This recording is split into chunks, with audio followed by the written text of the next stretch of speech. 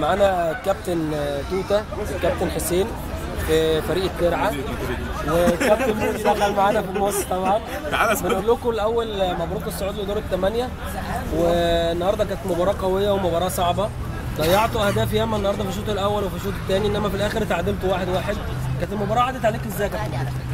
والله العظيم انا مش عارف المباراه دي، يعني احنا اسوأ ماتش يعتبر لعبناه في الدوره كلها، وهو يعتبر اول تعادل. احنا جينا قدام الجون وبنضيعوا كور اول مره نضيعوه. محدش فينا كان موفق النهارده، بس الحمد لله يعني اللي خلص تعادل وما خسرناش، والحمد لله على الماتش اللي ضاع مننا بتاع فريق طلال. ان شاء الله نصعد اول ماتش الجاي ونفوز على مراقيه ان شاء الله. ان شاء الله يعني ناويين. عندكم محطه صعبه، محطه مراقيه، ومباراه قويه برضو، يعني مباراه ما تقلش مستوى عن المباراه فريق المستقبل. شايف مباراه مراقيه ازاي يا كابتن حسين؟ هي فرقه جامده، يعني على طول بتبقى خسرانه في الاول، بتبدا خسرانه وبعد كده بترجع تتعادل بتكسب. فرقه جامده ان شاء الله هنلعب عليهم، وعارفين ان هم بيكسبوا ازاي وبيشوطوا بره منهم. احنا هنوقف على دي، هنوقفهم هنلعب عليهم ان شاء الله. بالتوفيق كده يا كابتن حسين.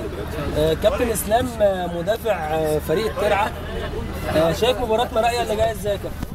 بص يا كابتن، ان شاء الله احنا ناويين داخلين على الماتش الجاي ان شاء الله الفوز، مش عايزين غير الفوز ان شاء الله، واحنا كلنا فرقه واحده بنلعب باسم رجل واحد ان شاء الله يعني الماتش اللي جاي ده فوز عشان نقابل الرابع من الدور الثاني، واحنا فرقه كلها ان شاء الله مستوى واحد، وان شاء الله الماتش الجاي لينا ان شاء الله. بالتوفيق يا كابتن اسلام.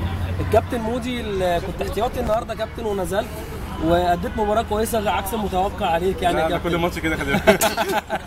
الاول بس نهدي التاهل بس ان شاء الله اول لكابتن بلال عشان مش عايز يجي يصور عشان التعادل كان نفسه نكسب، وان شاء الله احنا اصلا جايين نكسب دوره، مش جايين ناخد اول ولا ثاني، احنا جايين اصلا نكسب.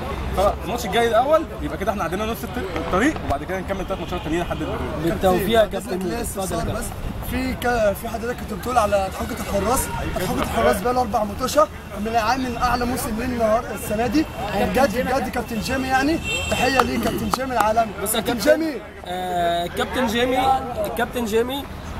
الكابتن جيمي من كان انا ملقبه بضحكة الحراس من اول ما انتقدته وطلعت عليه وضحكة الحراس، وهو ابتدى يقدم مباريات كويسه عليك يا كابتن.